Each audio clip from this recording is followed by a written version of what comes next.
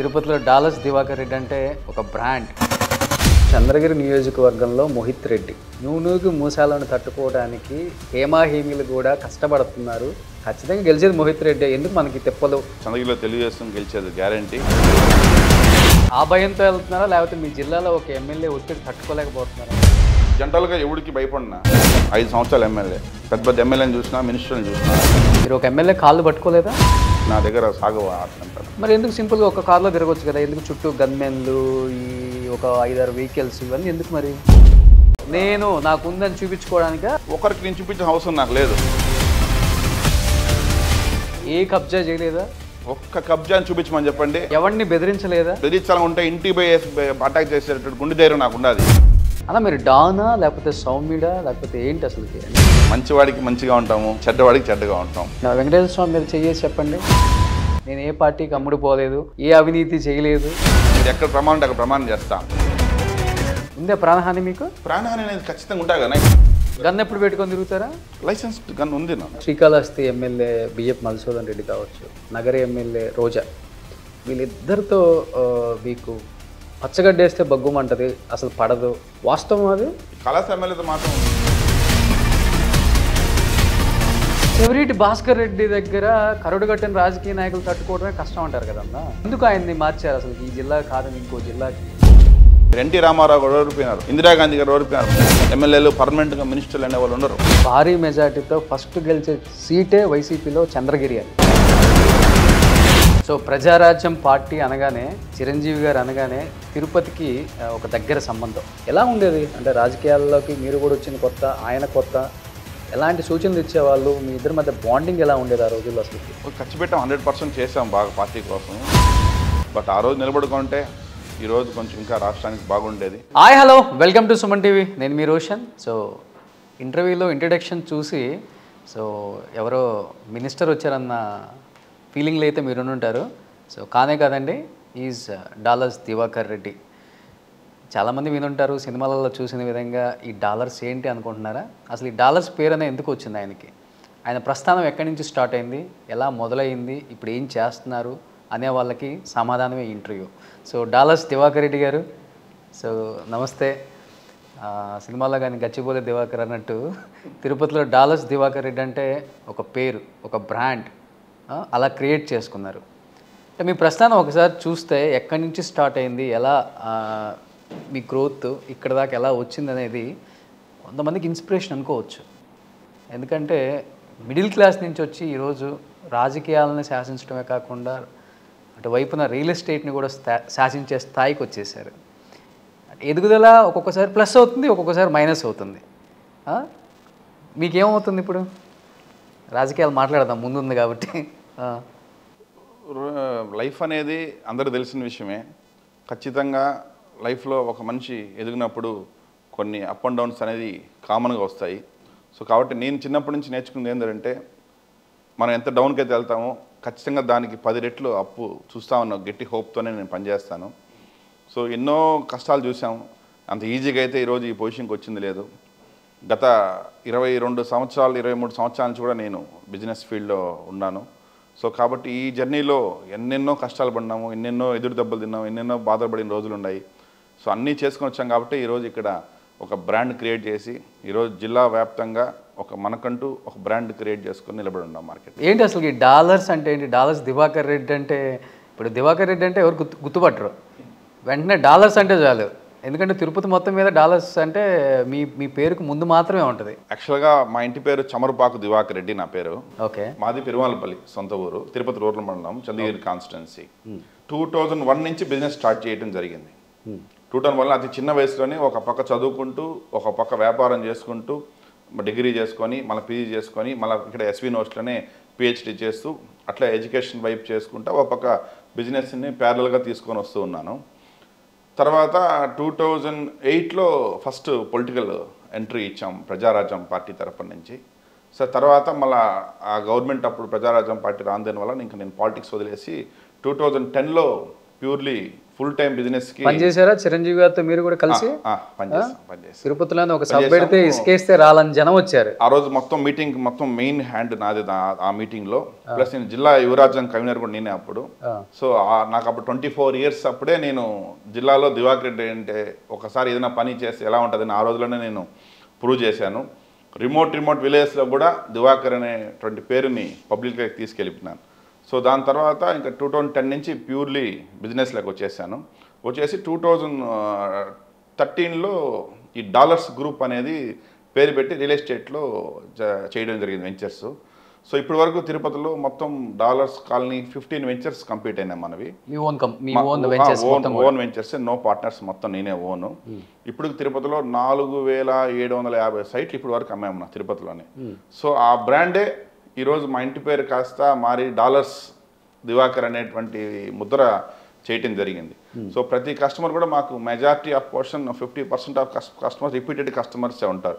So ఎందుకంటే trust వాళ్ళ దగ్గర ఒక డాలర్స్ దివాకర్ దగ్గర ఒక సైట్ కొంటే మనకు 100% మనం సేఫ్గా ఉండొచ్చు అనేటువంటి నమ్మకాన్ని మనం క్రియేట్ చేసుకున్నాం. కాబట్టి ఇక్కడ చిన్న తిరుపతి లాంటి ప్రాంతంలో బిజినెస్ చేయడం అనేది అందరికీ తెలిసిన విషయం, అంత ఆషామాషి విషయం కాదు. అంటే పబ్లిక్ ఇక్కడ బయట సెటిల్ తక్కువ బాగుంటారు, లోకల్ వాళ్ళు ఎక్కువ బాగుంటారు. కాబట్టి వాళ్ళ దగ్గర అదే మైండ్ సెట్ని ఇన్ని సంవత్సరాలు కంటిన్యూగా తీసుకురావడం అనేది రియల్ ఎస్టేట్ ఫీల్డ్లో మీకు తెలిసిన విషయమే, వెరీ టఫ్ టాస్క్. సో దాన్ని అన్నింటినీ నేను ఓవర్కమ్ చేసుకొని వచ్చాను. కాబట్టి ఈరోజు ఒక డాలర్స్ దివాకర్ రెడ్డిగా జిల్లాలోనే ఒక మంచి బ్రాండ్గా క్రియేట్ అయినాం. సో ప్రజారాజ్యం పార్టీ అనగానే, చిరంజీవి గారు అనగానే తిరుపతికి ఒక దగ్గర సంబంధం. అవును. సో చిరంజీవి గారు అనగానే ఫస్ట్ తిరుపతి అంటారు.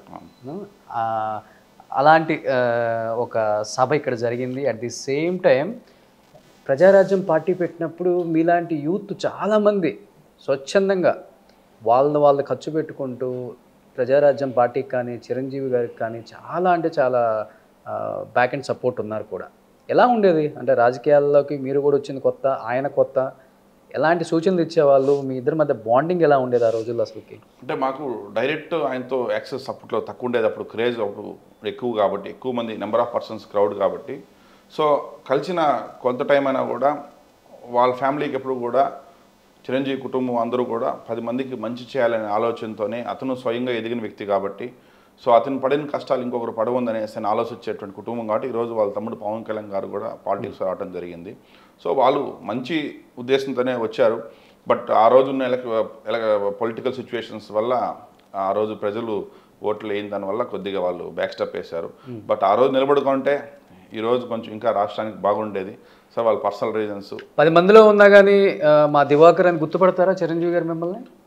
అంటే వాస్తవంగా చెప్పండి, ప్రజారాజ్యం పార్టీకి చెమట వచ్చారు, కష్టపడిన డబ్బు చాలా ఖర్చు పెట్టారు. ఖర్చు పెట్టాం, 100% చేసాం బాగా పార్టీ కోసము. నేను ఎప్పుడు ఏ పని చేసినా కూడా నేను సిన్సియర్గా చేస్తాను తప్పితే నేను ఊరికే ఈజీగా చేసేటువంటి వ్యక్తిని కాదు.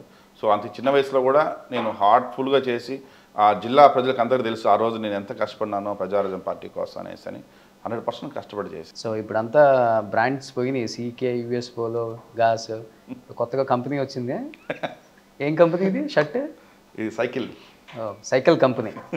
మ్యానుఫ్యాక్చరింగ్ అంతా మీరేనా, మార్కెటింగ్ మీరేనా? ఓన్ మ్యానుఫ్యాక్చరింగ్, ఓన్ డిజైనింగ్ మీరే అది కుట్టించారా? అవును, కుట్టించాను. ఎన్ని షర్ట్లు కుట్టించారండి ఎలక్షన్స్ అయిపోయిన దాకా? ఎలక్షన్ ఉంటాయి, రోజుకి ఒక షర్ట్ అన్న. అసలు చంద్రబాబు నాయుడు గారు కూడా వేసుకోవట్లా, జనసేన పవన్ కళ్యాణ్ కూడా వేసుకోవట్లా. చెప్పాను కదా, ఏదైనా ఒక పని చేస్తే అది పర్ఫెక్ట్ చేయాలనేటువంటి ఉద్దేశం చేస్తాను. కాబట్టి ఎలక్షన్ టైం కాబట్టి ప్రజల్లో ఎక్కడికి వెళ్ళినా కూడా దివాకర్ అంటే ఒక తెలుగుదేశం పార్టీ మనం ప్రతిసారి మనం చెప్పలేం కాబట్టి షర్ట్ని చూసి ఐడెంటిఫై చేయాలా అనేటువంటి దీంతో దాన్ని పర్మనెంట్గా మా ప్రతి షర్ట్కి డిజైన్ చేయడం జరిగింది. మీరేమో బ్రాండ్ షర్ట్ మీద జోబులో ముద్ర వేసుకొని గుండెల్లో పెట్టుకున్నారు ఆ పార్టీని, మిమ్మల్ని మాత్రం పెట్టుకుందా గుండెల్లో? ఖచ్చితంగా పెట్టుకున్నాను పార్టీ.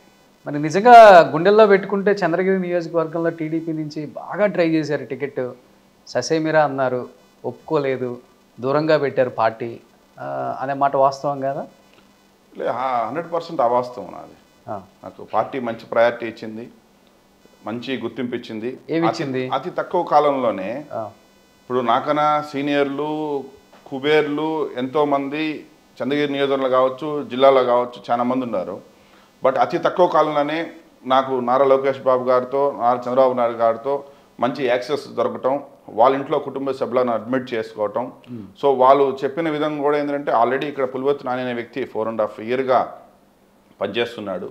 సో ఈ లాస్ట్ మూమెంట్లో కొంచెం చేంజెస్ చేస్తే నువ్వు ఎలక్షన్ ఇంత షార్ట్ పీరియడ్లో ఇన్ని పెద్ద కాన్స్టిట్యున్సీ, ఇది మొత్తం 396 బూతులు ఉంటాయి మావి. సో ఇంత పెద్ద కాన్స్టిట్యున్సీలో పోయి తిరగలేవు, కొంచెం ఆలోచించు, ఖచ్చితంగా నీకు అన్నారు సీటు 100% వస్తే. అంటే వాళ్ళు ఎక్స్ప్లెయిన్ చేసింది ఏంటంటే ఖచ్చితంగా మనం గెలవాలి కాబట్టి ఇక్కడ ప్రస్తుత పరిస్థితుల్లో అతి తక్కువ ఒక ఇంటి నేను టీడీపీలో చేరిందే రీసెంట్గా జాయిన్ అయినాను కాబట్టి. బట్ వాళ్ళతో అయితే 1.5 years అయితే నేను ర్యాపోలో పార్టీలో డైరెక్ట్గా లేకపోయినా ఇండైరెక్ట్గా వాళ్ళతో పార్టీలో ఉన్నాను నేను. బట్ అఫీషియల్గా జాయిన్ అది వచ్చేసి 11th జాయిన్ అయినా, అఫీషియల్గా జాయిన్ అయింది మొన్న April 11th జాయిన్ అయినా అఫీషియల్గా. సో కాబట్టి జాయిన్ అయినప్పుడు ముందు కూడా నాకు లోకేష్ బాబు గారు కానీ చంద్రబాబు నాయుడు గారు నాకు మంచి ప్రయారిటీ ఇచ్చేవాళ్ళు, నాతో బాగా మాట్లాడేవాళ్ళు. నాకు ఎప్పుడు కావాలన్నా కూడా 10 నిమిషాలు మాట్లాడాలన్నా అంటే ఒక మెసేజ్ పెడితే పిలిచి అపాయింట్మెంట్ ఇచ్చి క్లియర్గా నాతో మాట్లాడేవాళ్ళు. అంత దగ్గరికి పోవటం అనేది it's not a small thing కదా. డైరెక్ట్ ఒక పార్టీ 1 toolతో అతి తక్కువ కాలంలో ఒక దివాకర్ రెడ్డి అనే వ్యక్తి వాళ్ళ ఇంట్లో కుటుంబ సభ్యులు చేసింది ఎమ్మెల్యే కన్నా కూడా అది నాకు పెద్ద హోదా అని కానీ నేను భావించి సరే నాని గారికి ఇచ్చేసండి ఈ టికెట్ అనేసి నేను నాని గారి గెలుపు కోసం పార్టీలో కాంప్రమైజ్ అయినాను. వాస్తవం అంటే పేరుకి బయట చాలామంది ఆ పార్టీకి సపోర్ట్ చేసేవాళ్ళు ఈ మాట అయితే ఏదో అక్కడ ఇక్కడ మాట్లాడుతున్నారు, కానీ అసమ్మతుల సంఖ్య అనేది భారీగా పెరిగిందని చెప్పుకోవచ్చు. ఎవరికైతే టికెట్ రాలేదో, ఎవరైతే పార్టీ కోసం కష్టపడ్డారో వాళ్ళందరినీ దూరంగా పెట్టి ఈ కూటమి గుంపు వల్ల చాలామందికి రావాల్సిన వాళ్ళకి టికెట్స్ రాక చాలామంది ఖర్చు పెట్టిన వాళ్ళు కావచ్చు, లేకపోతే ఎంత ఇబ్బంది పడుతున్నారంటే అంత ఇబ్బంది పడుతున్నారు. టికెట్స్ కన్ఫర్మ్ అవ్వని వాళ్ళు కూడా లాస్ట్ అండ్ ఫైనల్లో మొన్న కూడా చూసాం బీజేపీలో జాయిన్ అయ్యి రామకృష్ణారెడ్డికి టికెట్ రావడం కూడా. అంటే ఇలాంటి వాళ్ళు ఎవరు కూడా పార్టీ కోసం పనిచేయట్లేదు, గెలుపు కోసం పనిచేయట్లేదు, లోపాయికారిగా వైసీపీకి మాత్రమే పనిచేస్తున్నారు అనే మాట ఎక్కువ నడుస్తుంది ప్రజలలో. మీరైతే ఈ పార్టీకి పనిచేస్తున్నారు, మరి ఆ పార్టీకి పనిచేస్తున్నారా? అలా మీరు చెప్పింది అయితే అది 100% అవాస్తవం. అది ప్రతి ఒక్కరు కూడా టీడీపీ హ్యాపీగా ఉన్నారా? అందరూ హ్యాపీగా ఉన్నారు. కొన్ని రోజులు కొంత టైం పడుతుంది. ఒక పార్టీలో ఉన్న లీడర్లని హ్యాపీగా ఉంచడమే చాలా కష్టం అధ్యక్షులకి. అలాంటిది 2 పార్టీలు వచ్చి మూకుమ్మడిగా మీ దగ్గర జాయిన్ అయితే ఇంతమందిని హ్యాపీగా ఉంచడం అంటే ఎట్లా వర్కౌట్ అవుతుంది మీరు చెప్పండి. అది ప్రాక్టికల్ గా వర్కౌట్ అవుతుందా? మనం పైకి చెప్పుకుంటాం కానీ అవుతుంది? లేదు 100% అవుతుంది. ఇప్పుడు మీకు తెలిసిన విషయమే. ఇప్పుడు ఒక తండ్రికి 2 బిడ్డలు ఉంటారు.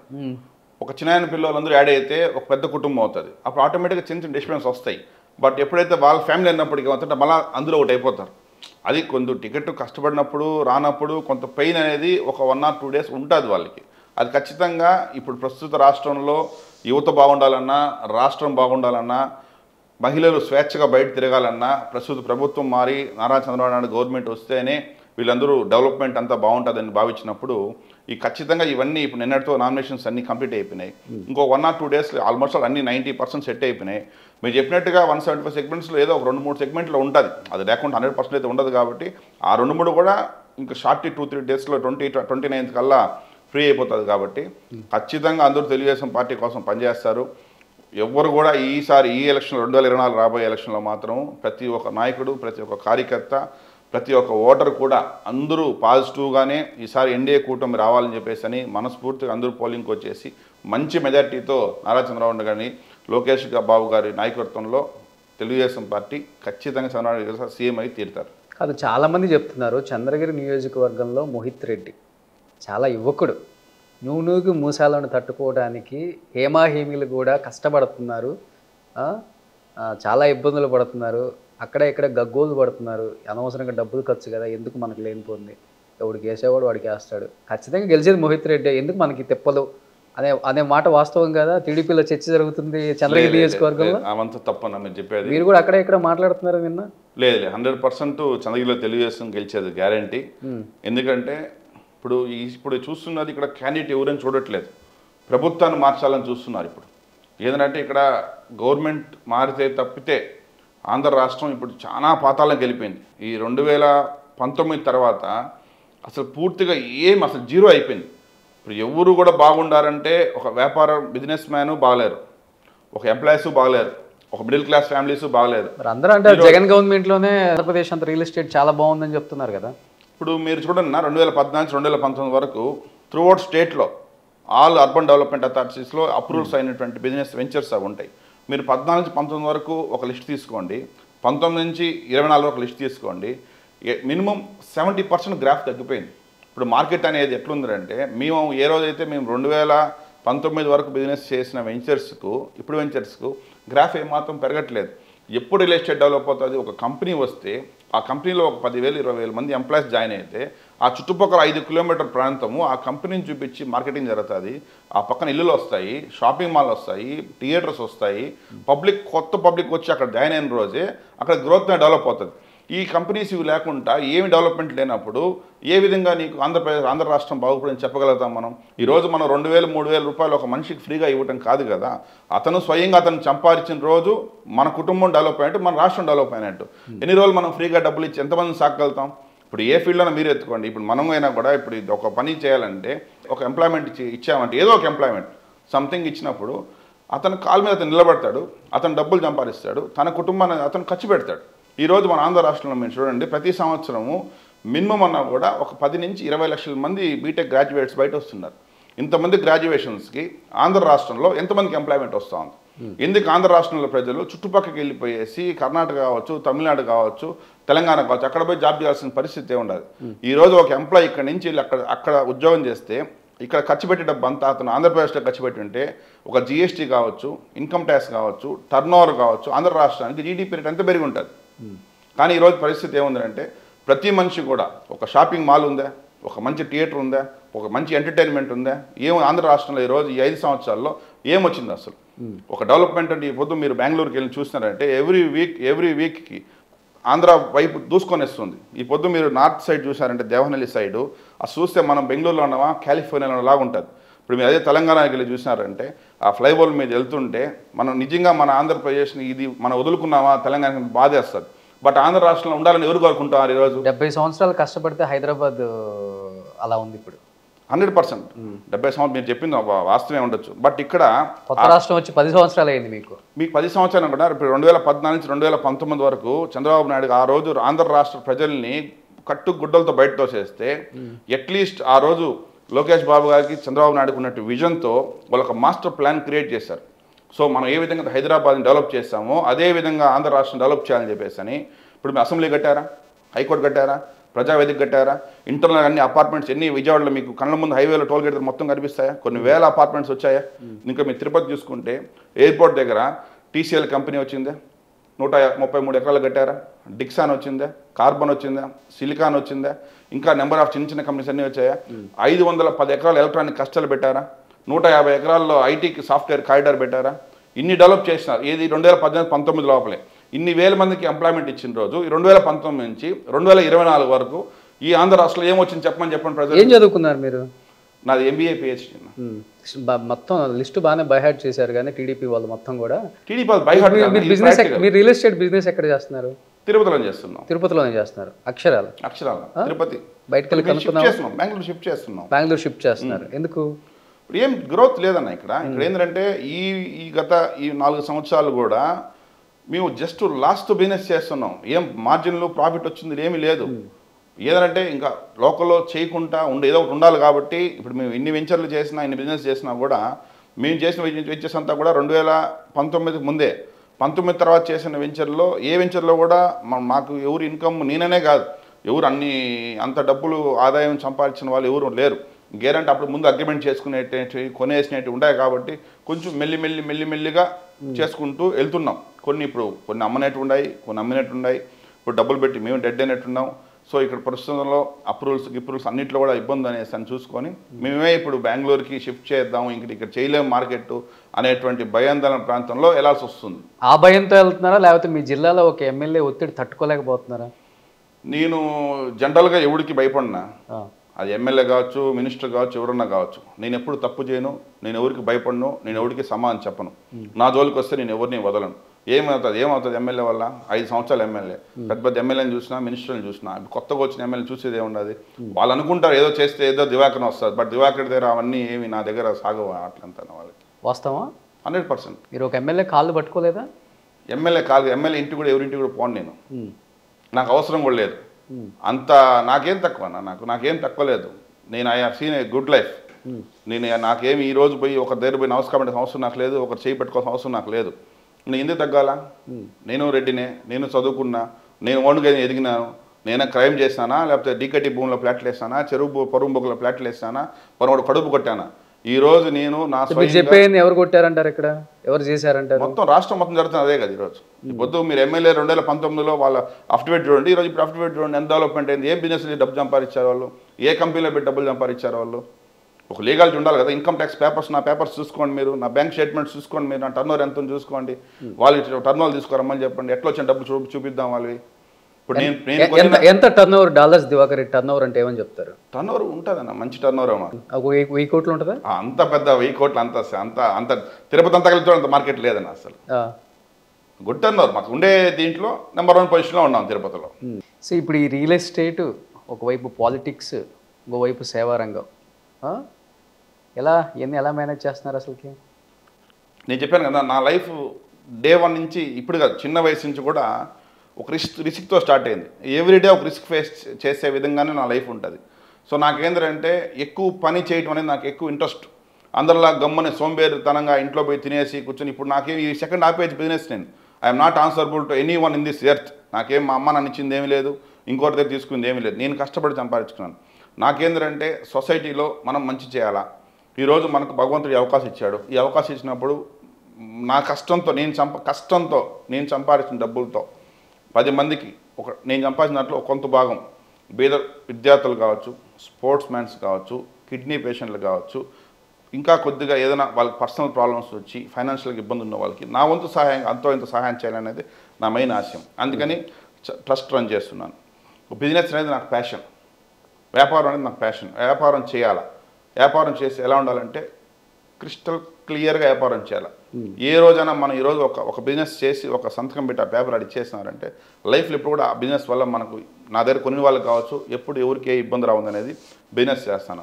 ఇప్పుడు రాజకీయం ఎందుకంటే ప్రస్తుత పరిస్థితుల్లో సర్వీస్ చేయాలన్నా కూడా రాజకీయం అవసరమైన పరిస్థితి వచ్చేసింది. సో ఇప్పుడే నాకు పవర్ లేనప్పుడే ఇంతమందికి నేను సహాయం చేసేటప్పుడు కొంచెం రాజకీయ పవర్ అడిషనల్గా యాడ్ అయితే కొన్ని ఇప్పుడు 100,000 మంది చేసేటప్పుడు అప్పుడు కొన్ని లక్షల మందికి మన వల్ల సహాయం చేయొచ్చు అని ఆశించి రాజకీయాలు రావాలని తప్పితే, లేకపోతే నాకు రాజకీయాల్లో రావాలా, ఏదో ఎమ్మెల్యే అయిపోవాలా, మినిస్టర్ అయిపోవాలా, ఎటువంటి ఆశలు లేవు. ఎమ్మెల్యే మినిస్టర్ కన్నా ఎక్కువ హోదా అనిపిస్తున్నాను. నా లైఫ్ స్టైల్ నేనే మెయింటైన్ చేసుకుంటాను. వాళ్ళకన్నా ప్రభుత్వం బండ్లు ఇస్తే ప్రభుత్వం తిరుగుతారు. ఇక్కడ నేను సంపాదించిన మీరు కూడా ప్రభుత్వం బండ్ల కన్నా ఎక్కువ తిరుగుతున్నారు కదా. నా ఓన్ ఆర్మీ. నేను ఇప్పుడు ఆఫీస్కి వచ్చేటప్పుడు చూశాను, అదే మినిస్టర్ ఏమన్నా వచ్చారేమో, ట్రాఫిక్ జామ్ అయిందేమో అనుకున్నాను నేను. అదే డాలర్స్, నా ఓన్ ఆర్మీ. నా కోసం ప్రాణం ఇచ్చే వ్యక్తులు, నా కోసం ఇక్కడ ఈ చంద్రగిరి, కాళహస్త్రి, తిరుపతి నియోజకవర్గాల్లో 1000 మంది పర్మనెంట్ టాటూ నా పేరు వేసుకుంటారు. ఎందుకు ఇప్పుడు ఎవరికి ప్రాణహాని, ఎవరి వల్ల మీకు ప్రాణహాని లేదన్నారు, మీరు ఎవరి జోలు వెళ్ళనన్నారు. సో అమ్మ నాన్న రూపాయి కూడా నాకు ఇచ్చింది లేదు, నేను ఓన్గా సంపాదించుకుందే అంటే ఈ స్థాయికి వచ్చానన్నారు. మరి ఎందుకు సింపుల్గా ఒక కార్లో తిరగవచ్చు కదా, ఎందుకు చుట్టూ గన్మెన్లు, ఈ ఒక 5-6 వెహికల్స్, ఇవన్నీ ఎందుకు? మరి నేను నాకు ఉందని చూపించుకోవడానికా, లేకపోతే ఒకరికి నేను చూపించే అవసరం నాకు లేదు. నేను ఉందనేసి నాకు తెలుసు, అందరికీ తెలుసు, నేను ఒకరు చూపే అవసరం నాకు లేదన్న. ఇదేంటంటే నా లైఫ్ ఈ రోజు కాదు అది. నేను బై 98 నేను కుప్పంలో పాలిటింగ్ చేసిన రోజు కూడా మేము ఒక సినిమాకి వెళ్తాను, 100 మంది సినిమాకి వచ్చేవాళ్ళు. దాని తర్వాత యూనివర్సిటీ అయ్యే రోజుల్లో కూడా నేను ఏడన్నా బయట ఫంక్షన్కి వెళ్తే 100 మంది వచ్చేవాళ్ళు. సో అట్లే పుట్టాను, అట్లే పెరుగుతాను, అట్లే ఉంటాను. ఎందుకంటే లైఫ్లో ఒక్కసారి వస్తుంది. ఆ లైఫ్లో మనం ఎంత సంపాదించినాం అనేది కాదు కదా, ఆ సంపాదించిన దాన్ని ఎంతమందికి మనం మంచి చేస్తున్నాము, ఎంతవరకు మనం ఉపయోగించుకుంటామని కూడా నాకు ముఖ్యమే కదా. ఇప్పుడు ఎంత సంపాదించుకొని ఎత్తుకోబోయేది ఏమి ఉండదు కదా.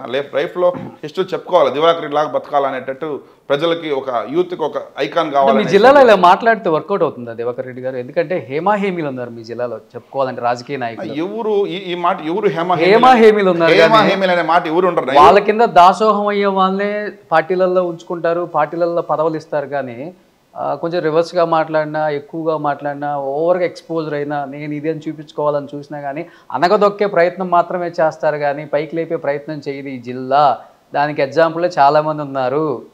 అన్న ఈ జిల్లానే కాదన్నా మీరు చెప్పింది, ఒక మనిషి ఎదుగుతుంటే ఎవరు చెయ్యవరు, ఇక్కడ కాదు త్రూఅవుట్ వరల్డ్లో అది. సో వాళ్ళ టాలెంట్తో వాళ్ళు ముందుకు వెళ్ళాలి తప్పితే ఎవరు వచ్చి సహాయం చేస్తారని ఎవరు వెయిట్ చేయముందు. అట్లా వెయిట్ చేసే కేటగిరీ దివాకర్ రెడ్డిది కాదు. ఎందుకంటే నాకు ఇప్పటి వరకు నాకు ఎవరు సహాయం చేయాలా, సహాయం చేసే అవసరం కూడా నాకు లేదు. నాకు ఒకటే నా సిద్ధాంతం, 10 మంది బాగుండాలా, ప్రజలకు సహాయం చేయాలి, అంతే. ఆ ఒకటే తప్పితే నాకు ఇంకే ఆశ లేదు.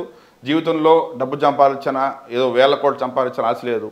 పెద్ద పదవులు రావాలా, పదవులు అనుభవించాలని ఆశ లేదు.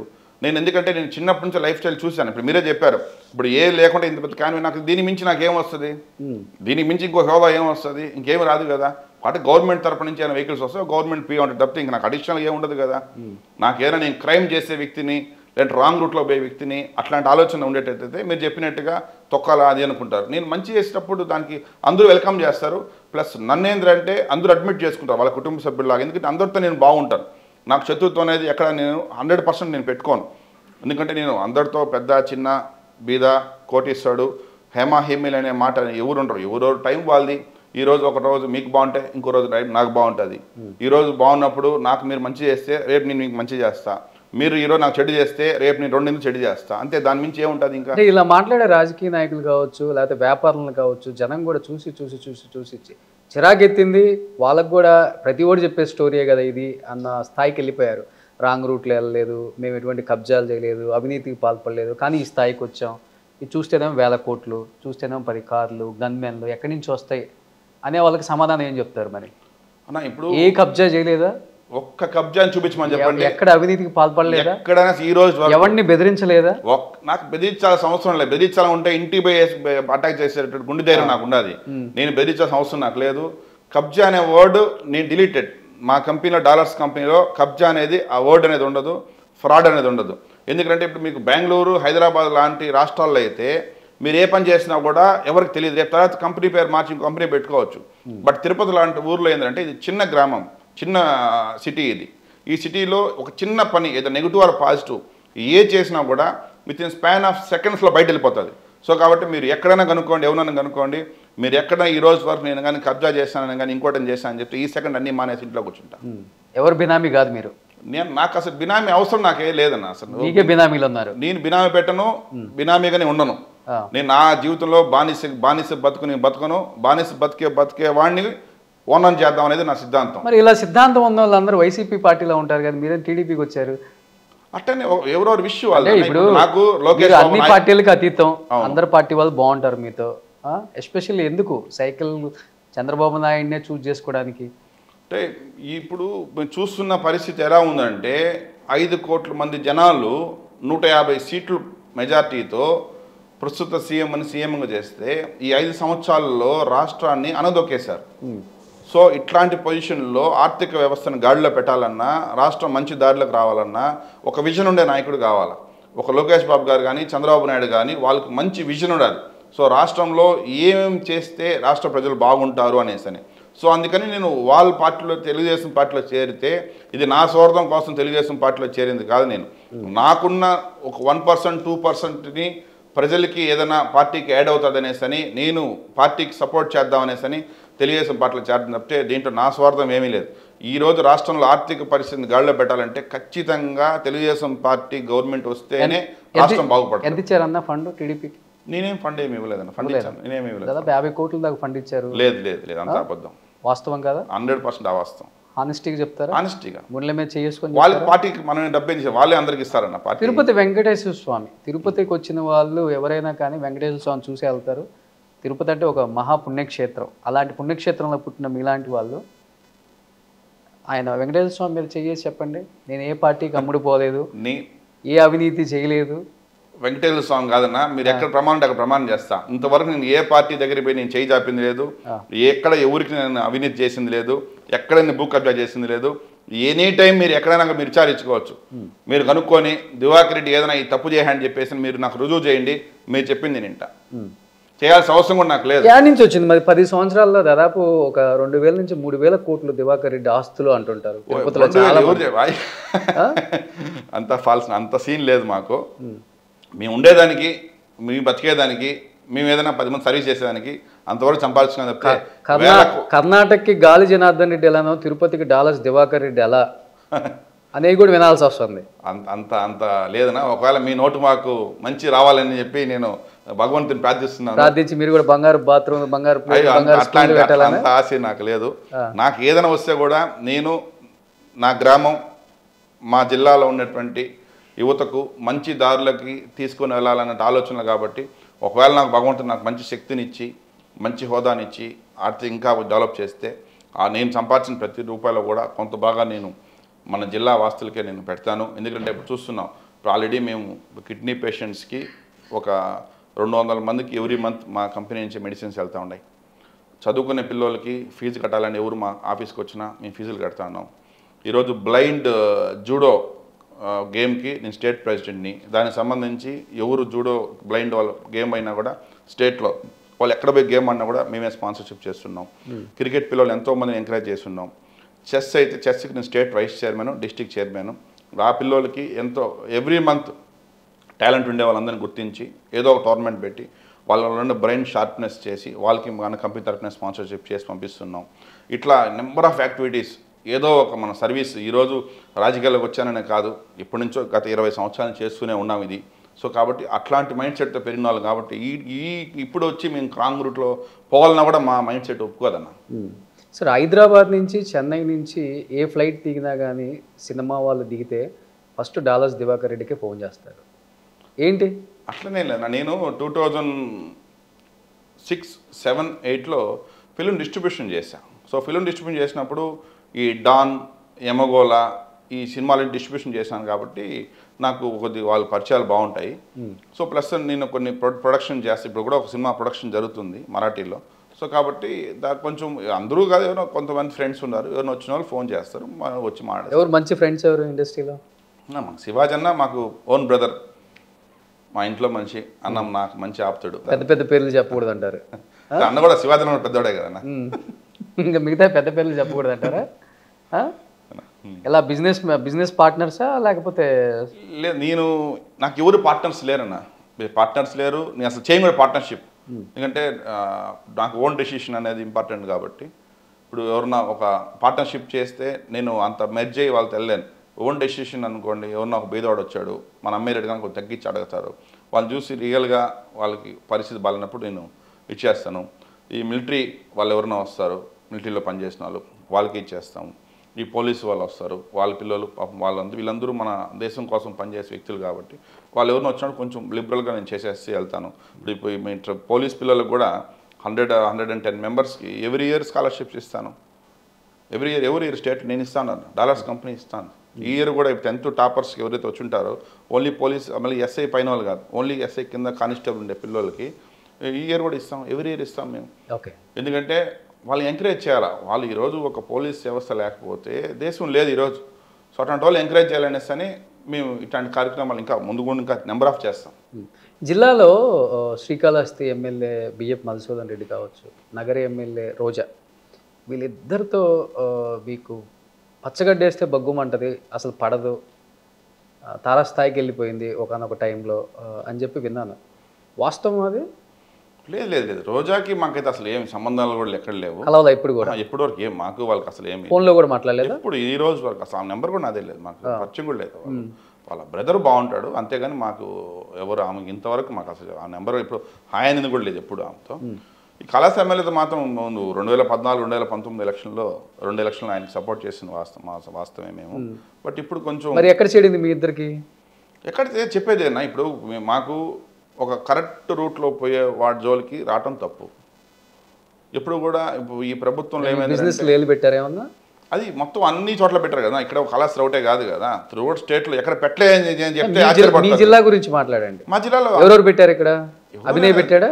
అభినయ్కి నాకు తిరుపతి సంబంధం లేదు అసలు. నేను అభినయ్ ఎందుకంటే ఇది కార్పొరేషన్ ఏరియా, ఇక్కడ సంబంధం లేదు. ఇక్కడ బిజినెస్ చేయలే. ఇక్కడ నేను తిరుపతి అర్బన్లో ఎక్కడ చేయలేదు బిజినెస్. నేను తిరుపతి అర్బన్లో మాదంతా అవుట్స్కట్సే కదా. భయపడి చేయలేదా లేకపోతే వద్దనుకున్నారా? అసలు భయం అనే వర్డ్ దివాకర్ హిస్టరీలో ఉండదు.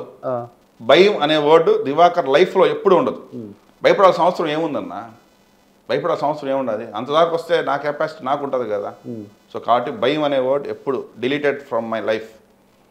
మేము ఇక్కడ తిరుపతి అర్బన్ సెగ్మెంట్స్లో ఇక్కడ వెంచర్స్ ఏముండవు కాబట్టి ఇక్కడ మ్యాక్సిమం తిరుపతిలో 80% చంద్రగిరి రూరల్ అంతా యాడ్ అయి ఉంటుంది, ఇటు పక్క రేవంట మండలం యాడ్ అయి ఉంటుంది. కాబట్టి తిరుపతి అర్బన్లో ఏసీ కూడా స్కోప్ లేదు వెంచర్స్, అందువల్ల తిరుపతిలో చేయలేదు.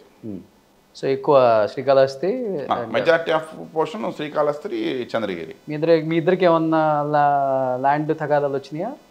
ల్యాండ్ తగాదాలు మామూలే, వాళ్ళు ఏదో ప్రయత్నం చేస్తారు, ఏదో చేద్దామనేసి అని. పర్సంటేజ్ అనేసి అని కాదు, ఏదో పర్మిషన్స్ అక్కడ ఎమ్మెల్యేని కలవాలా, వాళ్ళని కలవాలి. నేను ఎప్పుడు ఏ రోజు ఎవరింటికి పోయేసి నేను అడిగేవాడిని కాదు. నా భూమి కూడా నేను ఎందుకు ఎమ్మెల్యే దగ్గర పోయి నేను ఆఫీసర్తోనే నేను వాదించాను. మీకు యాజ్ పర్ రూల్స్ ప్రకారం ఉంటే అప్రూవల్ చేయండి, లేదంటే ఆపేయండి, రూల్ ప్రకారం కన్వర్షన్ అంటే ఆపేయండి అని చెప్పాను. చెప్తే ఏ రోజు కూడా నేను ఫోన్ చేసి కానీ వాళ్ళ ఇంటికి పోయి కానీ రిక్వెస్ట్ చేసుకోవటం కానీ మాట్లాడటం కానీ ఏ రోజు కూడా చేయలేదు. ఆ రోజు అంత అవసరం వస్తే ఆ రోజు బిజినెస్లో మానేస్తా. అలా మీరు డానా లేకపోతే సౌమ్యుడా లేకపోతే ఏంటి అసలుకి? అంటే మీరు కమల్ హాసన్ కనిపిస్తున్నా, తిరుపతి కమల్ హాసన్ కనిపిస్తున్నాడు నాతో మీలో. అన్ని షేడ్స్ కనపడుతున్నాయి అన్నమాట. అట్లనే ఏం లేదన్నా, మంచివాడికి మంచిగా ఉంటాము, చెడ్డవాడికి చెడ్డగా ఉంటాం. ఒక మనిషి వచ్చి మనతో మంచిగా మాట్లాడాడు, గన్ ఎప్పుడు పెట్టుకొని తిరుగుతారా? లైసెన్స్డ్ గన్ ఉంది నా. అదే ఎప్పుడు పెట్టుకొని తిరుగుతారు? ఉందే ప్రాణహాని మీకు? ప్రాణహాని అనేది ఖచ్చితంగా ఉంటాయి కదా. ఇప్పుడు ఒక మనిషి ఎదిగేటప్పుడు మనకు తెలియకుండానే ఆటోమేటిక్గా పక్కన శత్రుత్వం పెరుగుతూ ఉంటుంది కదా. మనం ఏమీ అవతల వ్యక్తి చేయకపోయినా కూడా ఒక మనిషి ఎదుగుదల చూసి అవతల వ్యక్తి ఖచ్చితంగా ఓర్చలేడు కదా. సో ఖచ్చితంగా 100% బయట వచ్చినప్పుడు పోయినప్పుడు నా ఓన్ టీం నాకు ఉంటారు. నా ఓన్ టీంగా ఉంటా నేను. నా వెనకాల నాకు యూత్ నన్ను కాపాడుకునే దానికోసం నా కోసం ప్రాణాలు ఇచ్చే వ్యక్తులు కొన్ని వేల మంది నా కోసం, నా సైనిక డాలర్స్ గ్రూప్ సపరేట్గా ఉండదు నాకు. కాబట్టి నాకు ఎప్పుడు ఏ టెన్షన్ లేదు. గ్రూప్ ఉంటే మరి ఇండిపెండెంట్గా పోటీ చేస్తే పోయేది కదా, ఎందుకు ఆ పార్టీకి ఈ పార్టీకి కొమ్ము కాసుకోవటం? అదే చెప్పిన మీకు ఇంతకుముందు చెప్పిన వర్డ్, రాజకీయం నాకు వస్తుంది నా కోసం కాదు. ఒక పవర్ అనేది 10 మందికి సేవ చేయడానికి కోసం. ఇండిపెండెంట్గా నామినేషన్ వేసి ఇండిపెండెంట్ ఎమ్మెల్యే అయినా కూడా ఆ వ్యక్తికి పవర్ రాదు. ఆ వ్యక్తి ఏం పని చేయలేడు ప్రజలకి. ఒక పార్టీ అనేది చాలా ఇంపార్టెంట్. సో ఆ పార్టీ ద్వారా ఏదైనా మనం చేయగలుగుతాం చెప్తే గవర్నమెంట్ ద్వారానే చేయాలి, కానీ ఒక వ్యక్తిగా చేయలేం. కాబట్టి ఆ ప్రభుత్వం ద్వారా చేయాలనే దానికోసం రాజకీయంలో తెలుగుదేశం పార్టీని ఎన్నుకోవడం జరిగింది. సో చంద్రబాబు నాయుడు మీద ఇష్టంతో టీడీపీలోకి వచ్చారా, లేకపోతే జనసేన మీద ఉన్న పవన్ కళ్యాణ్ మీద ప్రేమతో కూటమికి సపోర్ట్ చేస్తున్నారు? లోకేష్ బాబు గారి పైన ఉన్నటువంటి అతని విజన్ నచ్చి చంద్రబాబు నాయుడు గారు 73 సంవత్సరాల్లో ఇంత కష్టపడుతున్నారు కాబట్టి వాళ్ళ కుటుంబం వాళ్ళిద్దరి పైన ఉన్నటువంటి నమ్మకంతో తెలుగుదేశం పార్టీలో చేరాను. బరిలో దిగుతారు 2029. భగవంతుడు అనుగ్రహిస్తే దిగుతాం. ఇప్పుడే ఎమ్మెల్యే అంటే 50 నుంచి 70 కోట్లు ఖర్చు పెట్టాల్సి వస్తుంది. సో మీరు దిగే టైంకి 100 నుంచి 120 కోట్లు పోద్ది. కాస్ట్లీ రాజకీయాలు అయిపోయినాయి కదా, తట్టుకోగలమా? చూద్దాం అన్న, వెయిట్ చేసి చూద్దాం. ఒకవేళ ఆరోపణలైనా ప్రజలు మారచ్చు. ఏంటి అజెండా ఏంటి అసలుకి ముందుకి? అంటే ఎలా లైఫ్లో ఏంటి, ఎలా ముందుకు వెళ్దామని, ఏం చేద్దామని? మే 13 తర్వాత నువ్వెవరో నేనెవరో అన్నట్లుగానే ఉంటుంది రాజకీయం అంతా. ఇప్పుడు దాకా ఒకళ్ళు చెయ్యి మీద ఒకళ్ళ భుజం మీద ఒకళ్ళు చెయ్యి వేసుకొని ఒకరికొకళ్ళు మన అని చెప్పుకునే వాళ్ళు మే 13 తర్వాత రిజల్ట్ వచ్చిన తర్వాత ఫోన్ కూడా ఎత్తారు. మీకు పూర్తిగా తెలుసు రాజకీయం ఎలా ఉంటుందో. తర్వాత పూర్తిగా రియల్ ఎస్టేటా లేకపోతే అది ఇది అన్నీ కలిపి? అంటేనా మీరు చెప్పింది ఒక రాజకీయమే నమ్ముకొని రాజకీయం కోసమే, అంటే ఏదో ఒక స్వార్థంతో రాజకీయంలో జాయిన్ అయ్యి ఆ స్వార్థం కోసం ఉండేవాళ్ళైతే మీరు చెప్పింది కరెక్టు. బట్ నేను ఏ స్వార్థంతో లేకుండా రాజకీయాల్లోకి వచ్చాను, 10 మందికి మంచి చేయాలని రాజకీయాల్లోకి వచ్చాను. సో కాబట్టి నాకు మే 13 కాదు, జూన్ 4 కాదు, ఎప్పుడైనా కూడా సరే నేను ప్రజలతో ఉంటాను, నాయకులతో బాగుంటాను, ఒకే పార్టీలో ఉంటాను. ఈరోజు ఏ విధంగా అయితే ఉన్నానో ఆ రోజు ఆ విధంగానే ఉంటాను. 2029లో ఇదే మాట చెప్పాలి, మళ్ళీ ఒకే పార్టీలో ఉంటాను. 2029లో కాదు, ఎప్పుడైనా కూడా నేను ఇంక ఈరోజు చెప్తున్నాను కదా, ఒక్కసారి ఒక డెసిషన్ తీసుకుంటే ఆ డెసిషన్ మళ్ళీ నేను మార్చుకోను. ఎందుకంటే ఈసారి ఫిక్స్ అయ్యేసి తీసుకున్నాం కాబట్టి. ఇంకా నాకంటే నేను రాజకీయం కోసమే కాదు కదన్నా, 10 మందికి మంచి చేయాలని వచ్చినప్పుడు ఆల్రెడీ చేస్తూనే ఉన్నాను.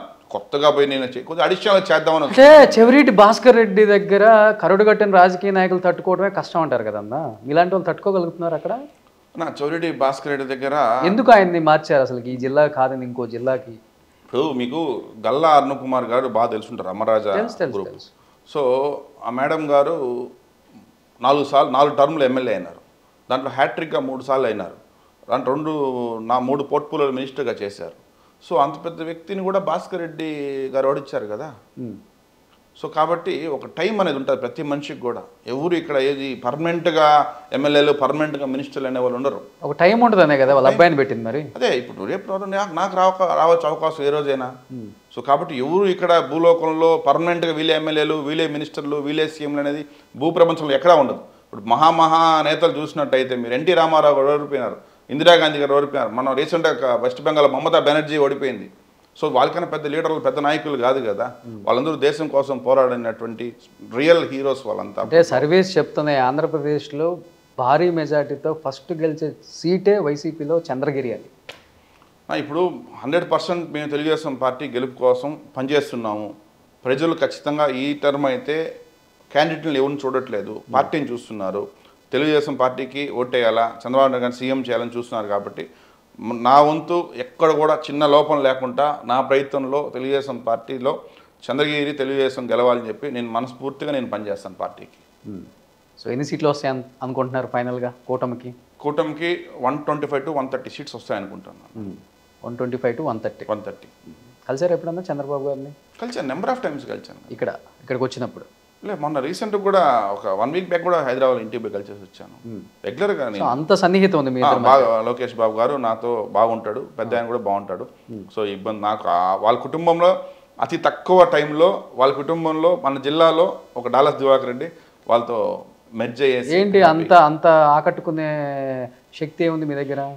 వాళ్ళు నా వర్త్ చూశారు, నా గురించి కనుక్కున్నారు. లేకపోతే తప్పున వాళ్ళు ఒక సర్వే చేయించారు నా పైన. సో సర్వేలో వాళ్ళకి అన్ని పాజిటివ్గా వచ్చాయి, ఒకటి కూడా ఎక్కడ కూడా నెగిటివ్ మార్క్ రాలేదు. సో వాళ్ళకి నచ్చారు. రేపు ఒక యువ నాయకుడు రేపు లాంగ్ రన్ ఒక 30 years మనతో ఉండాలంటే దివాకర్ అయితే ఒక కరెక్ట్గా ఉంటాడని చేసి నన్ను జిల్లాలో వాళ్ళు సెలెక్ట్ చేయడం జరిగింది. ఏం భరోసా ఇస్తుంటారు అంటే మీలాంటి మీరు చెప్పారు 30 సంవత్సరాలు మనతో పాటు ట్రావెల్ చేయాలి ఇలాంటి వాళ్ళని, ఎలాంటి భరోసా ఇస్తుంటారు కలిసినప్పుడు? అసలుకి నాకేం భరోసా అనేది అవసరం లేదన్న, ఎందుకంటే వాళ్ళు 10 మందికి చంద్రగిరి నియోజకవర్గంలో తిరుపతి జిల్లా ప్రజలకు మంచి జరిగితే చాలు. నా ఓనుగా నా స్వార్థం కోసం నేను ఏ భరోసా అడగను. నా స్వార్థం కోసం నాకేం ఇంతకుముందు చెప్పినా నాకేం అవసరం లేదు, వల్ల దేవుడు నాకు అన్ని ఇచ్చాడు అనేసి అని. సో ఇక్కడ ఏదైనా ప్రజలకి మంచి జరిగే విధంగా కొన్ని మంచి కంపెనీస్ కావచ్చు, ఇన్ఫ్రాస్ట్రక్చర్ రోడ్స్ కావచ్చు, కొన్ని ఊర్లోకి వెళ్తే ఈరోజు చాలా బాధ వేస్తుంది. ఆడ చదువుకునే లేకుండా మంచి వాళ్ళని టాలెంట్ ఉండే వాళ్ళు కూడా బయట పోయి బతికే వాళ్ళు కొంత బయట వెళ్ళిపోతారు. కొంత బతకలేకుండా టాలెంట్ ఉన్నాడు ఇక్కడే ఉండాల్సి వస్తుంది. ఎందుకంటే వాళ్ళ కుటుంబ పరిస్థితి బాగుండదు. ఇప్పుడు చదువుకున్నాడు కొంచెం డబ్బులు ఉండే వాళ్ళైతే బెంగళూరు హైదరాబాద్కి వెళ్ళి ఆడ హాస్టల్లో డబ్బు పెట్టుకొని వాళ్ళు జాబ్ చేసుకోగలుగుతారు. బట్ ఇక్కడ చదువుకున్నా కూడా కొంతమంది బయటికి పోలేని పొజిషన్. అట్లీస్ట్ బయటికి పోవాలన్నా కూడా 1 లక్ష 2 లక్షలు మినిమం కావాలి వాళ్ళకి. ఒక కోర్స్ నేర్చుకోవాలని ఇంకోటి నేర్చుకోవాలన్నా కూడా. అట్లాంటి పొజిషన్లో బీటెక్ చదివిన వాళ్ళు కూడా ఈరోజు 10,000కి 15,000కి ఇక్కడ పని చేసుకుని బతుకుతున్నారు. అట్లా కాకుండా ఒక గ్రాడ్యుయేషన్ చదివిన వాళ్ళకి ఒక మంచి గుర్తింపు వచ్చి వాళ్ళంతటా వాళ్ళు ఓన్గా డెవలప్ అయ్యి ఒక దేశంలో ఆంధ్ర రాష్ట్రం యువత అంటే ఒక సపరేట్ ఐకాన్గా నిలవాలనేది నా కోరిక తప్పితే ఇంకేమి నా స్వార్థం లేదు, నాకు ఏ భరోసా అవసరం లేదు. సో డాలస్ దివాకర్ రెడ్డి గారు లాస్ట్ అండ్ ఫైనల్గా చెప్పండి, ఆ కుటుంబానికి చాలా సన్నిహితం, ఎంత బిజీలో కూడా వారం క్రితం కూడా చంద్రబాబు నాయుడు కలిశారు. సో నారా భువనేశ్వరి గారు ఒక ఆడియో లీక్ అవుతుంది ఇప్పుడు. సో తను మాట్లాడిన తీరు కూడా అదేంటి, దాని మీద మీ రియాక్షన్ ఏంటి? నేనైతే వినలేదా? వినిపించినా?